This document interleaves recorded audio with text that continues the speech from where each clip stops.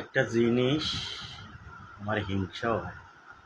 আমার এত বছর রাজনীতি করলাম, আমার একটা ছোট্ট একটা পদের ভিতরে পালে রাখছি, কিন্তু সারা জীবন বিএনপির জন্য অনেক কিছু করলাম। ভাই, এই হিংসাটা ছাইড়া দিয়া আমারে দিয়া দেখাইলাম একটু। হিংসাটা ছাইড়া দিয়া এখনো আমাদের সামনের দিকে কঠোর আন্দোলন করতে হবে। আমাদের কঠিন জীবন সামনে আছে।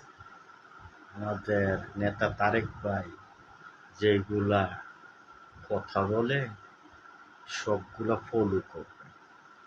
কি বলে, আগামীতে আপনারা যদি বাংলাদেশ জাতীয়তাবাদী দল আসতে চান, এখনো সময় আছে। হিংসা,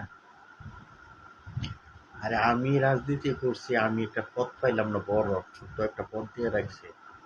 ওই হিংসাটা ছাইরা সকলে আমরা একতা হয়ে এখনো মাঠে আমরা কাজ করতে হবে।